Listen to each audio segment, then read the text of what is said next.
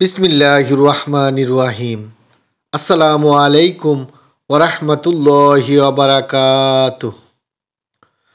সবাইকে প্রাণঢালা অভিনন্দন আমাদের চ্যানেলে। দয়া করে সম্পূর্ণ ভিডিওটি দেখে মন্তব্য করুন। আজকের আয়োজনে যা থাকছে: পুনে ইজতেমায় মাওলানা সাদ সাহেবের গুরুত্বপূর্ণ বয়ানের সারাংশ, পরিবেশনায় মোহাম্মদ আসাদুল্লাহ ফকির। মাওলানা সাদ কান্দলবি সাহেব পুনে ইজতেমায় 2025-এ তার বয়ানে মুসলিম উম্মার ঈমান, আমল, দাওয়াত ও একতার উপর গভীর তাগিদ দিয়েছেন। তার বক্তব্য ছিল কুরআন হাদিসের আলোকে বাস্তবসম্মত, যা মুসলমানদের জীবন গঠনের এক গুরুত্বপূর্ণ দিক নির্দেশনা দেয়। মূল বিষয়বস্তু: 1 নাম্বার, ঈমান ও আল্লাহর প্রতি পূর্ণ নির্ভরতা। মাওলানা সাদ সাহেব বলেন, ঈমানই একজন মুসলমানের জীবনের সবচেয়ে মূল্যবান সম্পদ।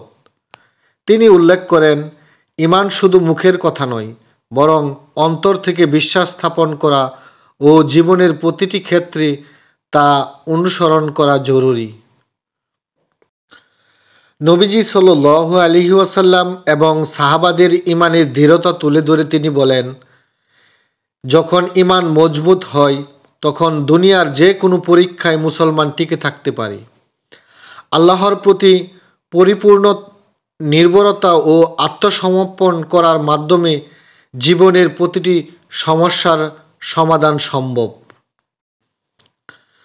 2 নাম্বার, দাওয়াত ও তাবলীগের গুরুত্ব।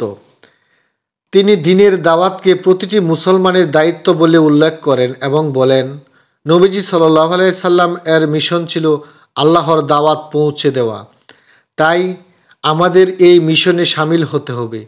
মুসলমানদের উচিত নম্রতা, বিনয় ও উত্তম আচরণের মাধ্যমে মানুষকে ইসলামের দিকে আহ্বান করা। মানুষকে জোর করে নয়, বরং তাদের সামনে ইসলামের সৌন্দর্য তুলে ধরে দিনের প্রতি আকৃষ্ট করতে হবে।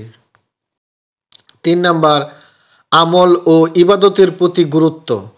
মাওলানা সাদ সাহেব বলেন, নামাজ শুধু একটি ফরজ ইবাদত নয়, বরং এটি আল্লাহর সঙ্গে সম্পর্ক দৃঢ় করার মাধ্যম।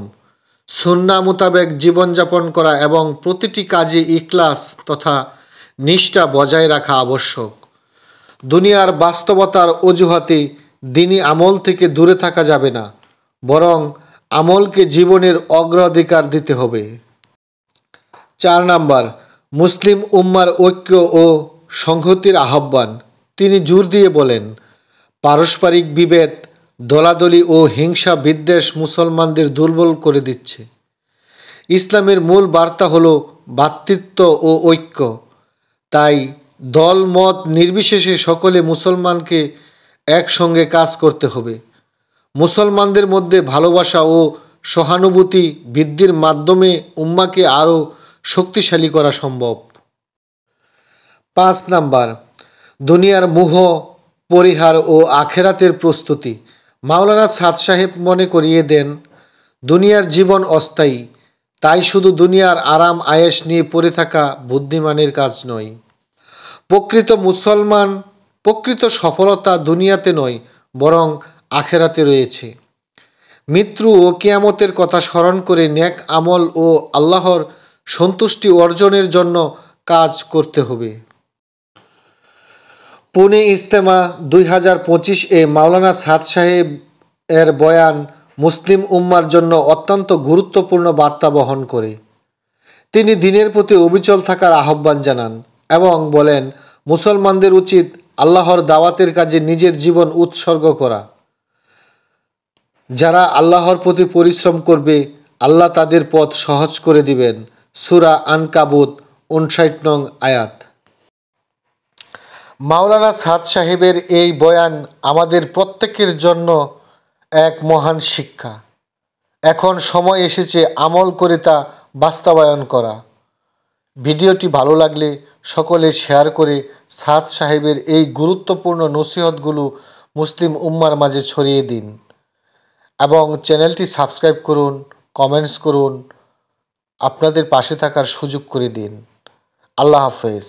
আসসালামু আলাইকুম ওয়া রাহমাতুল্লাহি ওয়া বারাকাতুহু।